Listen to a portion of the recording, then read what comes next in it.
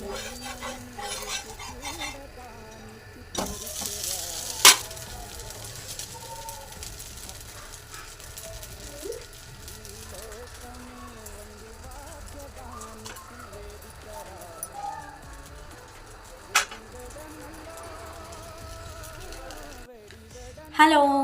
Good morning.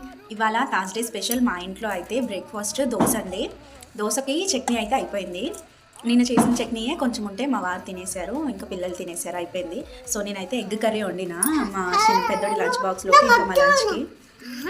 ఇంకా egg curry ఒక egg వేసుకొని తింటున్నాం. ఎప్పుడు దోశలో కర్రీస్ వేసుకొని తినలేదు, ఫస్ట్ టైం. చాలామంది తింటారు చికెన్ వేసుకొని తిన్నా, కానీ ఎగ్ కర్రీ వేసుకొని తినలేదు. ఎగ్ ఫ్రై అయితే తిన్నాను. ఇవాళ అయితే ఎగ్ కర్రీతో తినబోతున్నా. టేస్ట్ అయితే అదిరిపోతుంది, చాలా బాగుంది. ఇవాళ మా స్పెషల్ ఇది అనమాట, egg curry dosa, crunchy dosa. దోశలు అయితే సూపర్గా వచ్చాయి. ఇంకా ఎగ్ కర్రీ కూడా ఉడకబెట్టి వండిన ఎగ్ కాదు, ఉల్లిపాయలు టమాటాలు మంచిగా కర్రీలాగా చేసేసి ఎగ్ పగలగొట్టి అందులో వేసి గుడ్డుగా ఉడికిన ఎగ్ అనమాట. చూపిస్తాం మీకు, ఇదనమాట. సూపర్ ఉంటుంది టేస్ట్.